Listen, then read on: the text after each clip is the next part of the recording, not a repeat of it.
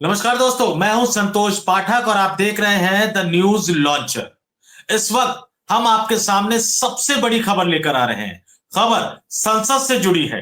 तमाम लोगों ने आपको एक देश एक चुनाव को लेकर बहुत सारी बातें बताई होंगी, लेकिन आपको एक ऐसा सच नहीं बताया होगा जो संसद के अंदर घटा और ऐसा घटा जो इस देश की जनभावना से जुड़ा हुआ है।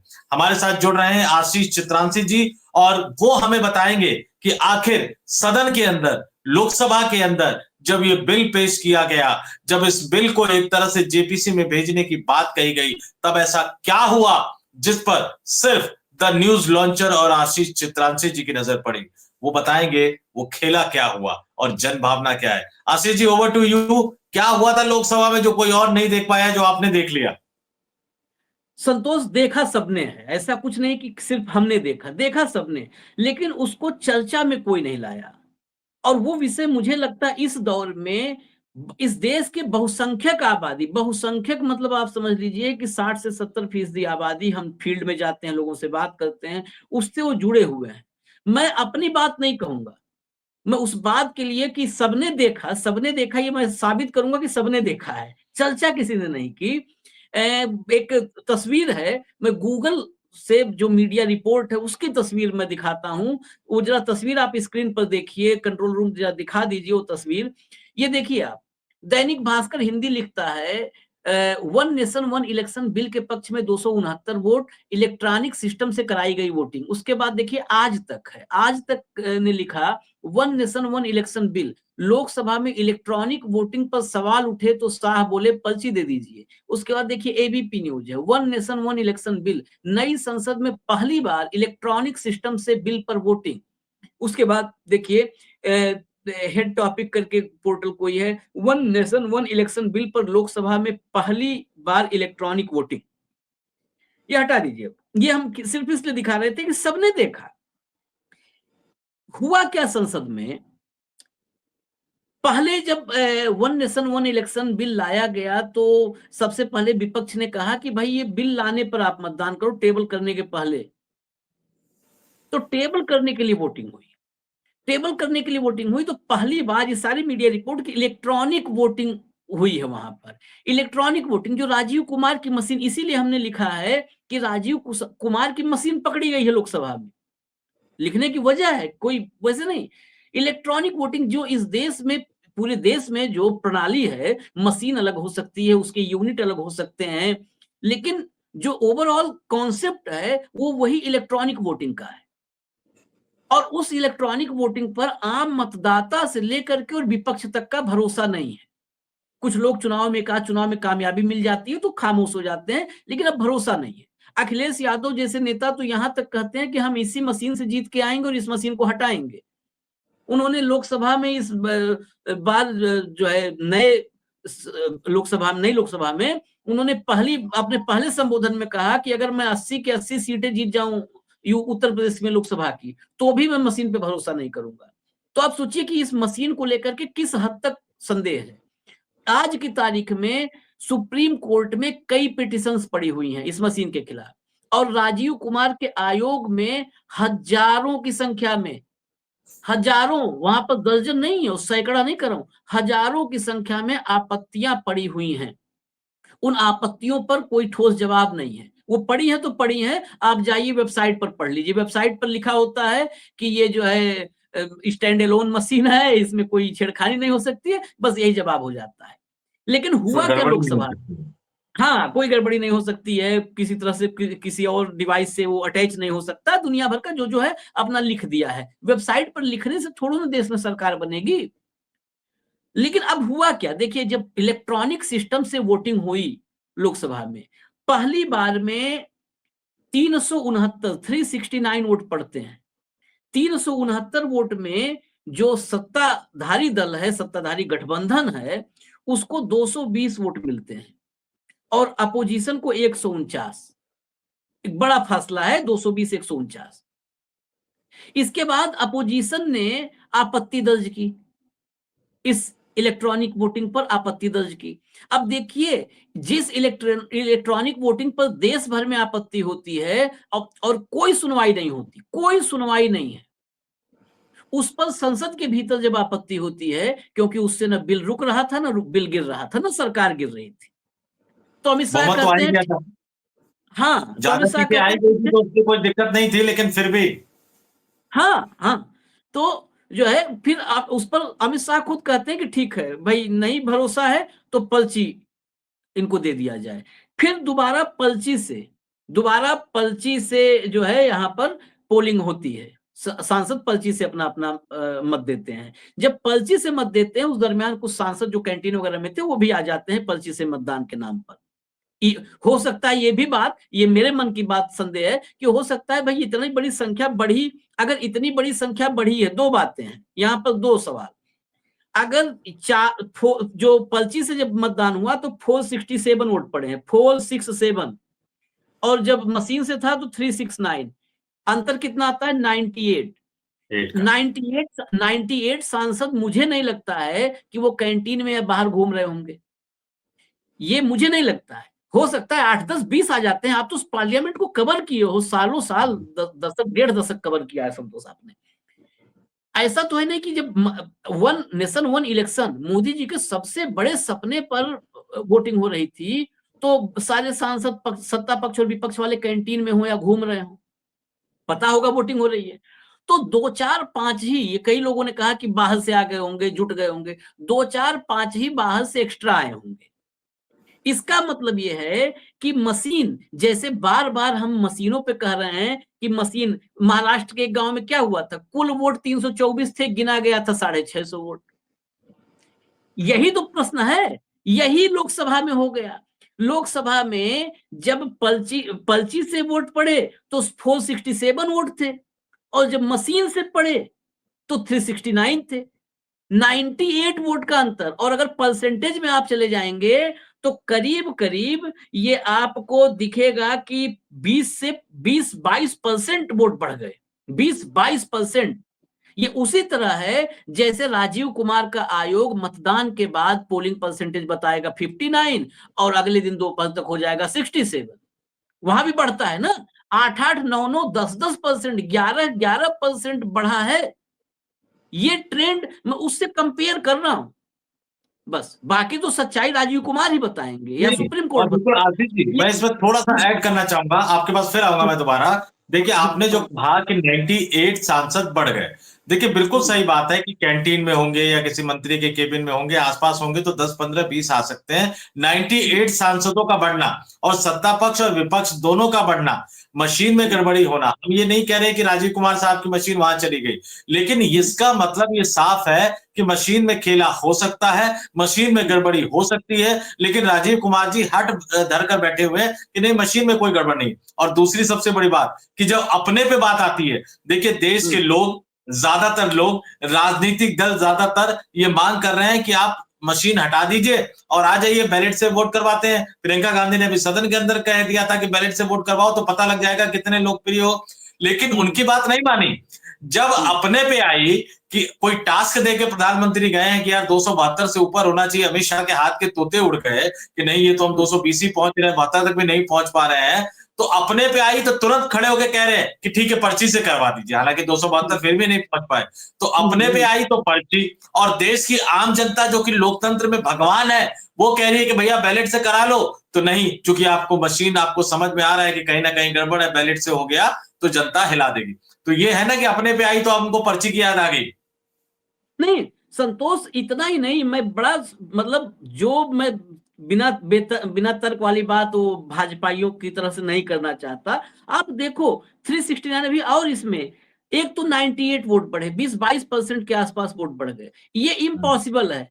हमने पिछली चर्चा में एक उदाहरण दिया था, वो अटल जी की सरकार गिरने का, कि 1 वोट से गिरा, उसमें मशीन का मामला आया, फिर पर्ची से हुआ, उसमें 1 वोट का अंतर आया। वो एक मतलब 13 वोट से 1 वोट पे आ गए, गिरधर गुमान एक बढ़ पाए थे। अब यहाँ हाँ। ऐसा तो है नहीं कि ये, ऐसा तो नहीं, सिनेमा हॉल तो है नहीं कि बाहर टिकट लेकर के हाउसफुल जो सो जा रहा है, पुष्पा 2 है, और लोग बाद में भीड़ में घुस गए, पहले दर्शक कम थे, बाद में सीट फुल हो गई। सबको पता था ये बिल आने वाला है, यहाँ तक कि व्हिप जारी किया हुआ था, व्हिप था। व्हिप के बाद कोई बाहर और नहीं घूमता है, या तो पार्लियामेंट में नहीं होगा, होगा तो सदन में होगा। हाँ, वो तो आप का एक आप समझ लो बड़ा दिल या हमारा हो सकता है कि हम इतनी लिबर्टी दे रहे हैं कि 15-20 दाएं बाएं से आए होंगे। 15-20 भी बड़ी संख्या है जब व्हिप जारी हो और इतना इंपॉर्टेंट मैटर हो। 98 की संख्या बढ़नी ये बता रहा है, और ये भी इलेक्ट्रॉनिक वोटिंग सिस्टम है जिससे हम आप वोट दे करके सरकार बनाते हैं, वो भी इलेक्ट्रॉनिक वोटिंग सिस्टम है। इसका मतलब इस इलेक्ट्रॉनिक वोटिंग सिस्टम पे भरोसा नहीं किया जा सकता है। आज ये लोकसभा में पकड़ी गई है मशीन, आज लोकसभा में पकड़ा गया है ये गड़बड़। उसके आगे सुनिए आप, जब 369 वोट पड़े तो आंकड़ा क्या था? 220 और 149। 220 और 149 में 71 का अंतर है। 150 में 75 जोड़िए तो 225 होता है, यानी करीब करीब 1.5 गुना का फासला था, 1.5 गुना का फासला। जब पर्ची से डाली गई तो 220 कितना हो गया? जो सत्ता पक्ष का 220 था वो हो गया 269, 269। कितने वोट बढ़े? 49 वोट, 49 वोट बढ़े। सत्ता विपक्ष का कितना बढ़ा? विपक्ष का था 149, वो हो गया बढ़ के 198। 149 से हो गया 198, उसका कितना बढ़ा? 49, 49। अब सोचिए, जो पक्ष बड़ा है, जिसका आकार बड़ा है, उसके भी 49 बढ़े, और जो आकार में कम है, जिनकी संख्या कम है, संख्या बल कम है, तभी तो विपक्ष में है, उसके भी 49 ही बढ़े, उसके भी 49 ही बढ़े। फाइनल आंकड़ा 198 और 269 पे जाकर के रुका, जो 71 वोट का अंतर है। 369 में भी 71 वोट से पीछे, और 467 में भी 71 वोट से पीछे।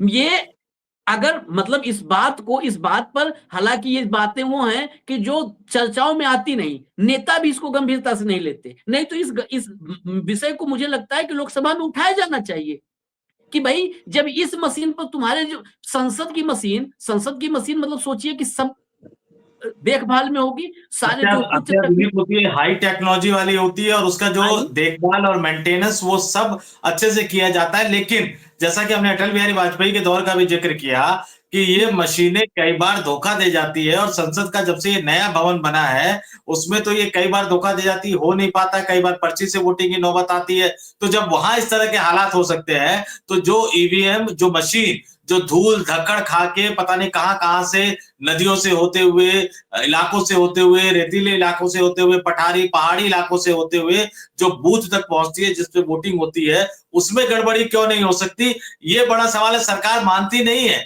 राजीव कुमार मानते नहीं है, लेकिन आज सदन में जो हुआ है उसने एक तरह से पोल खोल दी है सरकार की, और अमित शाह ने खड़े होकर जो बोल दिया, उसने तो साफ एक तरह से बता दिया कि भैया गड़बड़ हो सकती है, सुधारेगा। संतोष, जो मशीन अपने आप हम कह रहे हैं अनजाने में धोखा देती, अनजाने में, मैं ये भी नहीं कर रहा हूं कि अमित शाह ने और राजीव कुमार ने और टेक्नीशियनों ने टेम्परिंग की थी, सेटिंग की थी, चिप उसमें फिक्स किया था, प्रोग्रामिंग की थी, सिंबल लोडिंग, फाइल अपलोड किया था, और बीएल में इंजीनियर बैठाया था। मैं कुछ नहीं बोलता, मैं कहता हूं धोखे से। जो मशीन धोखे से गलत हो जा रही है उसको जानबूझ के तो और आसान है गलत करना, उससे गड़बड़ी करना। जो धोखे में गड़बड़ी कर दे रही है जानबूझ के तो और आसान हो गया। अब आगे बढ़ते हैं, जब ये चर्चा आई, हालांकि खबर, लेकिन चर्चा आई, तो मैं आपको बताऊं, इस देश दुनिया में तकनीकी के मामले में सबसे बड़ा देश कौन माना जाता है? अमेरिका भी नहीं है, रसिया भी नहीं, तकनीकी में जापान को कहते हैं कि तकनीकी का चैंपियन है। उसी जापान से हम बुलेट और क्या क्या तकनीकी लेने की कोशिश करते हैं, छोटी से बड़ी, बुलेट ट्रेन का तमाम जो अत्याधुनिक जो मॉडर्न टेक्नोलॉजी है वो उसे ले रहे हैं। मैं जापान के बारे में बताऊं, अब यहाँ पे अंधभक्त क्या कह देंगे, एक एंकर ने कह दिया, बताइए कितने शर्म की बात है कि ये पत्रकारिता के जमात में ये लोग हैं, किसी ओपन प्लेटफॉर्म पर तो हम लोग के साथ भी नहीं बहस करेंगे, कितने वो हैं कि क्या हम पुराने युग में चले जाएं? बहस में मैंने सुना, वो बड़ा वायरल हुआ कि गेस्ट ने कहा कि जो है ये हटाना चाहिए, कागज पे जाना चाहिए, तो कहा अच्छा आप चाहते हैं कि हम अपने पुराने युग में लौट जाएं? बताइए, ये मंगल पे हैं, इन्हीं पुराने युग में लौटने में दिक्कत है। अब क्या इन लोगों पे उदाहरण मुहावरे कह देंगे तो आपत्तिजनक हो जाएगा। जापान जैसे देश में, मैं लेटेस्ट बता रहा हूं, 2018 में हटाया, उसके बाद हट गया। 2018 की नगर पालिका के चुनाव थे, नगर पालिका के चुनाव में उससे पहले वहां पर आ चुकी थी मशीन से ही सारे चुनाव होते थे निकाय से लेकर के और टॉप लेवल तक।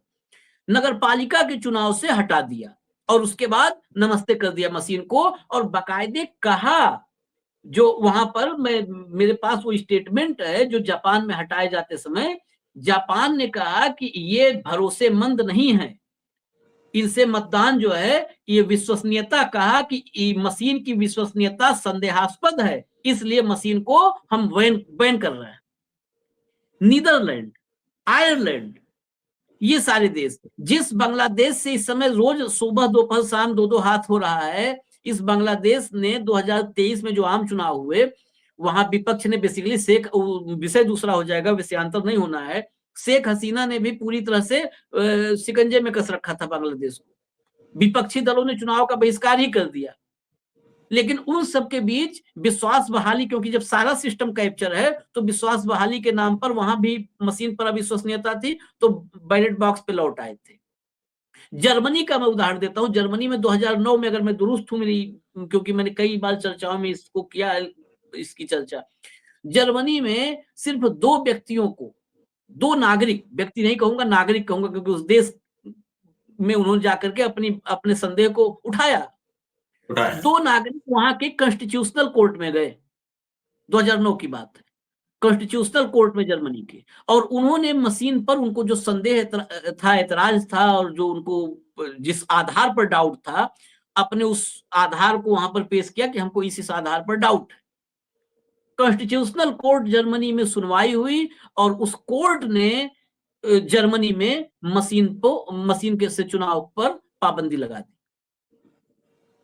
और ये बोल करके कोर्ट ने, अब सोचिए, दो नागरिक के संदेह पर कोर्ट ने बैन कर दिया मशीन को, और कहा बाकायदे उसमें, ऐसे तो कहा नहीं होगा कि दो नागरिक बड़े अच्छे हैं, खूबसूरत हैं, जिम जाते हैं इसलिए हम बैन कर रहे हैं। वहां पर बाकायदे जिरा हुई, सुनवाई हुई, और हमारी अदालतें, देखिए अदालतों की बात आई तो फिर बोलना पड़ेगा, हमारी अदालतें और उन देशों की अदालतों में वहां पर डेमोक्रेटिक व्यवस्था है। वहां पर जर्मनी है तो एंजेला मर्केल अगर चांसलर हैं तो एंजेला मर्केल के प्रभाव में अदालतें नहीं रह सकती कि गणपति बप्पा मौर्य किए थे एक साथ, थोड़ा थोड़ा देखना पड़ेगा। ये डोनाल्ड ट्रंप राष्ट्रपति, सबसे ताकतवर देश, नहीं, और एक बात और भी है, आपने आशीष जी जर्मनी का जिक्र किया आपने, दो नागरिक, जब मैं बात करता हूं, कई बार मैं इसको बातचीत में भी कहता हूं कि भारतीय जनता पार्टी भगवान राम और राम मंदिर की बहुत बात करती है, राम मंदिर बना दिया, एक चुनाव भी जीत गए। भगवान राम ने सिर्फ एक नागरिक के कहने पर सीता माता को वनवास भेज दिया था। यहाँ तो इस देश के, आपने कहा कि हजारों लाखों नागरिक जो है उनकी शिकायत पेंडिंग पड़ी है कि भाई मशीन पे हमें भरोसा नहीं है। संसद में देखिए बहुमत और अल्पमत की बात नहीं होती है, सत्ता पक्ष और विपक्ष, ये लोकतंत्र के दो पहिए होते हैं, दो टायर होते हैं, इसमें से एक भी टायर अगर चलने से मना कर दे तो देश चल नहीं सकता, लोकतंत्र चल नहीं सकता। जब विपक्ष की ज्यादातर पार्टियां ये कह रही है, आपने अखिलेश यादव के बयान का जिक्र किया, प्रियंका गांधी इस बार सदन में बोल गई, जब ज्यादातर राजनीतिक दल ये कह रहे हैं कि आप बैलेट से आइए, तो आप अंधभक्ति में डूबकर ये क्यों कहते, जैसे आपने एंकर का जिक्र किया, वो सिर्फ एंकर की थॉट नहीं है, वो जहां से आ रहा है और जो टूल किट सोशल मीडिया पर फैला रहा है कि अरे हम प्राचीन युग में कैसे चले जाएंगे, तब उनको ना अमेरिका की याद आती है, ना उनको जापान की याद आती है, ना जर्मनी की याद आती है। क्यों? क्योंकि उनको अंधभक्ति करनी है, उनको अपने आप को साबित करना, उन्होंने अपने दिमाग में सोच लिया क्या करना है। दुर्भाग्यपूर्ण स्थिति तो यही है कि एंकरों और संपादकों भी यही हालत हो गई है ज्यादातर लोगों की, इसलिए लोग उनसे अब टीवी से दूर होते जा रहे हैं। लेकिन यहाँ हम चर्चा के बिल्कुल अंतिम पड़ाव पर आ गए हैं, जब लोकसभा ने क्लियर कट बता दिया कि भैया मशीन है तो गड़बड़ हो सकती है, अनजाने में हो सकती है, तो जानबूझकर भी की जा सकती है। बदलोगे कि नहीं बदलोगे? आपको यकीन है कि अब बदलेंगे इसके बाद भी, या फिर देखिए जो आंदोलन है वो चलता रहेगा? मैं उसी बात पर संतुष्ट कर रहा हूँ, बदलने ना बदलने को समझना है तो समझिए, और आधुनिक कौन है और पुरातन में कौन जा रहा है। एक तरफ कहते हैं वेदों की ओर, ये इतने कंट्राडिक्टरी हैं लेकिन लोग नहीं समझ पा रहे हैं। इतना कंट्राडिक्शन भरा हुआ है ना, जो भी झूठ के सहारे रहता है उसमें कंट्राडिक्शन बहुत होते हैं। एक तरफ कहेंगे पुराने तो हमारे अतीत में पुष्पक विमान था, और कहा तो बैलेट पे चलो, नहीं पुराने तरफ नहीं जाएंगे। आप मुकाबला किससे कर रहे हो? मुकाबला, अब इस बात को गौर से अंधभक्त भी सुन लें, चीन, जापान, जर्मनी, अमेरिका, ब्रिटेन, ये आ गए कागज पे मशीन छोड़ के, और मशीन पर कौन है? पाकिस्तान है। अब आप तय कर लो कि पाकिस्तान ही इस दुनिया में सबसे आधुनिक देश है, सबसे जो है तकनीकी रूप से सक्षम और संपन्न देश है, तो कर लो पाकिस्तान से मुकाबला। अब पाकिस्तान में है मशीन, तो पाकिस्तान में हुआ क्या था वो भी बता दूं। आखिरी जो भी मैं बोल रहा हूं, मेरी बात पर यकीन मत करिएगा दर्शक, कोई भी, जब तक उसको आप भी पुष्टि कर लीजिएगा, चेक कर लीजिए। पाकिस्तान के जो लास्ट चुनाव हुए, उस चुनाव में वहां के एक चुनाव आयुक्त ने इस्तीफा दिया और ये पब्लिक डोमेन में बयान जारी करके दिया कि चुनाव में गड़बड़ियां हुई थी, बड़े पैमाने पर गड़बड़ियां हुई थी, मैं उसको रोक नहीं पाया, मैं जिम्मेदारी लेता हूं और इस्तीफा देता हूं। बस फर्क यह है कि वहां पर उसमें इतना लोक लाज, इतनी शर्म बची थी, इतनी नैतिकता बची थी। वहां राजीव कुमार नहीं था कि वो बोल देता कि बिल्कुल स्टैंड एलोन मशीन है और इसमें कोई उंगली नहीं उठाएगा, सवाल करोगे तो देशद्रोही हो, पीछे लेके जाओगे। ये फर्क है। जिस मशीन की बात हुई, उसी मशीन से पाकिस्तान में घनघोर बेईमानी हुई और इस बेईमानी को वहां के चुनाव आयुक्त ने कबूला और इस्तीफा दिया। बिल्कुल, हम चर्चा के अंत में आ गए आशीष जी। एक लाइन और कहूंगा मैं, वो मैंने जर्मनी की चर्चा की थी, उसकी स्टेटमेंट जो फैसले में जजों ने कहा था, वो बड़ा जरूरी है बताना, क्योंकि यहाँ पर वही कहने कि जिसके पास कुछ नहीं है वही ज्यादा तकनीकी बता रहा है। जर्मनी में तकनीकी क्या भारत से कितना आगे है तकनीकी रूप से? आज भी कम नहीं तो 50-100 साल आगे है ही। क्या कहा जजों ने, क्या कहा, मैं स्टेटमेंट बता दे रहा हूं। मशीन सार्वजनिक जांच के लिए संवैधानिक आवश्यकताओं को पूरा नहीं करती है, ये मैं एकदम कोट अनकोट बता रहा हूं। मशीन सार्वजनिक जांच के लिए संवैधानिक आवश्यकताओं को पूरा नहीं करती है। अदालत ने पाया कि मशीन कंप्यूटर आधारित प्रणाली होने के कारण, ये आम नागरिकों के लिए स्वाभाविक रूप से अपारदर्शी है। मतदान प्रक्रिया की पारदर्शिता और सार्वजनिक जांच की पर चिंताओं के कारण उन्हें बंद कर दिया गया है। अब सोचिए, इसलिए अदालत ने क्या कहा कि ये कंप्यूटर आधारित सिस्टम पर है, इसमें आम आदमी के लिए ट्रांसपेरेंसी नहीं है कि उसे पता हो कि मैंने जो बटन दबाया है, मैंने जिसे वोट दिया है उसे ही मिला है, उसको ये नहीं भरोसा है, तो ये बंद होना चाहिए। और उसको जोड़ा कैसे? ये संवैधानिक आवश्यकताओं को नहीं पूरा करती है, क्योंकि संविधान डेमोक्रेसी स्थापित करती है और डेमोक्रेसी में मतदाता को ट्रांसपेरेंसी होनी चाहिए, मतदाता के सामने कि उसने किसको वोट दिया हो, पता हो।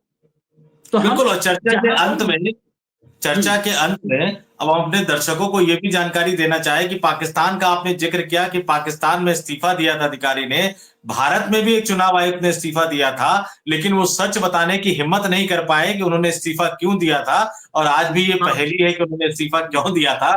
और एक सबसे बड़ी बात कि अब हम राजनीतिक दलों और सरकार से कुछ नहीं कहेंगे, चलते चलते हम सिर्फ देश की जनता के सर माथे ये सवाल छोड़कर जाना चाहते हैं कि सरकारें तो कुछ नहीं सोच रही, कुछ नहीं कर रही, देश की जनता ये तय करे कि हमें पाकिस्तान बनना है कि हमें जापान या जर्मनी बनना है। तो अगली बार कोई अंधभक्त अगर आए और आपको कहे कि पुराने जमाने में ले जा रहे हैं, तो उनसे पूछिएगा कि भैया जर्मनी और जापान में क्या मशीन से वोटिंग होती है, अमेरिका में क्या मशीन से वोटिंग होती है, और तब उनको बताइएगा कि बेवकूफ मत बनाओ, ये व्हाट्सएप यूनिवर्सिटी का ज्ञान मत दो, सच क्या है बताइएगा जरूर। इस चर्चा में फिलहाल इतना ही। मुझे और आशीष जी को हम दोनों को दीजिए इजाजत। देखते रहिए द न्यूज लॉन्चर। नमस्कार।